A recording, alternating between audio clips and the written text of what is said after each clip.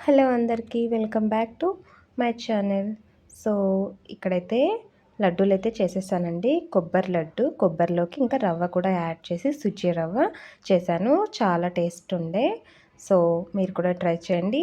నా ఛానల్‌ని అయితే ప్లీజ్ సబ్స్క్రైబ్ చేసుకోండి, లైక్ చేయండి, షేర్ చేయండి, కామెంట్ చేయండి. ఓకే, మరి ప్రాసెస్‌లోకి అయితే వెళ్ళిపోదాం. దానికంటే ముందు కొబ్బరి లడ్డూలు మీలో ఎంతమందికి ఇష్టమో కామెంట్ చేయండి. ఇందులోకి నేను సుజ్జి రవ్వను కూడా యాడ్ చేశాను. ఎందుకంటే కాస్త ఇంకొంచెం టేస్ట్‌ఫుల్‌గా ఉంటుందని చెప్పి. సో, ప్రాసెస్ అయితే చూసేద్దాం. నేనైతే లడ్డూలని బెల్లంతోనే చేశానండి. షుగర్ అయితే యూజ్ చేయలేదు. సో, చాలా టేస్టీగా ఉండే. ప్రాసెస్ అయితే చూసేద్దాం. ఫస్ట్ అయితే కొబ్బరిని, పచ్చి కొబ్బరి అండి నేను యూజ్ చేసింది. దాన్ని ముక్కలుగా కట్ చేసుకొని ఇలా పొడి పొడిగా మిక్సీ పట్టేసుకోవాలి. మరీ సాఫ్ట్‌గా కాదు, కొద్దిగా పొడి పొడిగా ఉండేటట్టు చూసుకోవాలి. సో, గిన్నెలోకి అయితే 2 స్పూన్స్ నెయ్యి అయితే తీసుకొని మంచిగా రవ్వని, 1 కప్పు రవ్వనైతే తీసుకొని కలర్ చేంజ్ అయ్యేదాకా మంచి అరోమా కూడా వస్తది కదా! ఆ స్టేజ్ దాకా మంచిగా లో ఫ్లేమ్‌లోనే పెట్టుకొని వేంపేసుకోవాలి.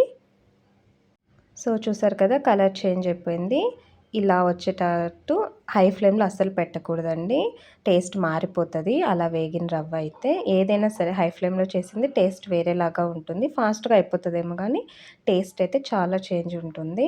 సో, ఇప్పుడైతే అదే ప్యాన్‌లోకి ఇంకో 3 స్పూన్స్ నెయ్యి వేసుకొని 2 కప్స్ ఆఫ్ కొబ్బరినైతే నేను తీసుకున్నాను. ఇది మొత్తం కొలుస్తామంటే 2 కప్స్ ఉందనమాట కొబ్బరి, పచ్చి కొబ్బరి. సో, దీన్ని కూడా మంచిగా ఒక 3 మినిట్స్ వేంపితే సరిపోతది. దీన్నైతే మంచిగా అంటే వేయగానే ముద్దలాగా ఉంటుంది కదా! అది కాస్త పొడి పొడిగా వచ్చేస్తది. ఒక 3 మినిట్స్, 4 మినిట్స్ లో ఫ్లేమ్‌లో పెట్టుకొని వేంపిన తర్వాత. ఆ స్టేజ్‌కొచ్చేసిన తర్వాత వచ్చేసింది, అయిపోయింది. సో, దీన్నైతే మనం పక్కకు తీసేసుకుందాం.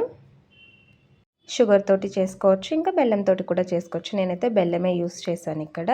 సో, దీన్నైతే పక్కన తీసేసుకొని ఇందులోకి 3 కప్స్ అయింది మొత్తం. 1 కప్పు రవ్వ, 2 కప్స్ కొబ్బరి. 3 కప్స్‌కి నేను 3/4 కప్పు వేస్తున్నాను బెల్లం తురుమైతే. వేసేసి 1 కప్ ఆఫ్ వాటర్ అయితే వేసుకొని మంచిగా కరగాలంతే, పాకమేం అవసరం లేదు.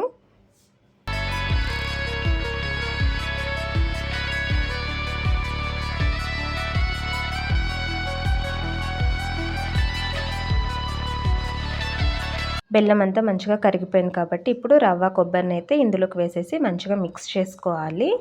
వీడియో చూసే వాళ్ళల్లో ఎంతమందికి కొబ్బరి లడ్డు ఇష్టమో కామెంట్ చేయండి. మీరు కొబ్బరి లడ్డు ఉట్టిగానే చేస్తారా, లేదా అందులోకి రవ్వ కూడా యాడ్ చేస్తారా కూడా కామెంట్ చేయండి. సో, ఈ స్టేజ్‌లో ఉన్నప్పుడు కాస్త యాలకుల పొడి కూడా వేసుకొని మంచిగా కలిపేసుకోవాలి. సో, గిన్నెకి ఇది మొత్తం వేరవ్వాలి అనమాట. మనం చేస్తున్నది పొడి అంతా మంచిగా వేరయ్యేటప్పుడు మనం స్టవ్ ఆఫ్ చేసుకోవచ్చు. అప్పటి వరకు లో ఫ్లేమ్‌లోనే మంచిగా మిక్స్ చేసుకుంటూ ఉండాలి. మీకు ఇంకా నెయ్యి కూడా కావాలంటే ఇంకా యాడ్ చేసుకోవచ్చు. నేను ఒక 2, 3 స్పూన్స్ అంతైతే యాడ్ చేసుకొని మళ్ళీ మిక్స్ చేసుకుంటున్నాను.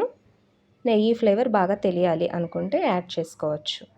సో, చూసారు కదా, ఇది మొత్తం అంతా సెపరేట్ అయిపోతుంది గిన్నె నుండి.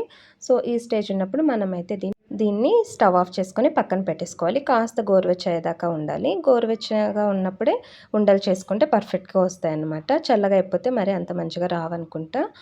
సో, చల్లగా అయిపోయింది. చల్లగా కాదు, గోరువెచ్చగా అయింది. సో, ఇప్పుడైతే కాస్త ఆయిల్ తీసుకొని, ఆయిల్ కానీ, నెయ్యి కానీ, నేనైతే నెయ్యి అయితే తీసుకున్నాను. చేతికంతా తీసేసుకొని మంచిగా ఉండలు చేసేసుకోవడమే. చాలా బాగుంటాయి. ఖచ్చితంగా ట్రై చేయండి. ఉండలైతే చేసేసుకోవాలి. పక్కన నా బాబు కూడా ఎప్పుడెప్పుడు పిలుస్తానో వచ్చి హెల్ప్ చేసేద్దామా అని ఆరాట పడిపోతున్నాడు. సో, ఉండలైతే మంచిగా చేసేసుకోవడమే.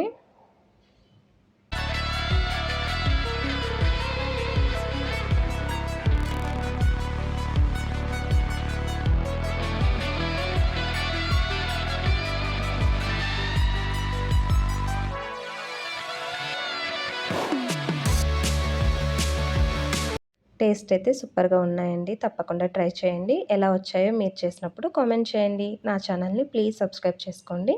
ఎవరికైనా షేర్ కూడా చేసి లైక్ కూడా చేయండి. Thank you so much. Bye.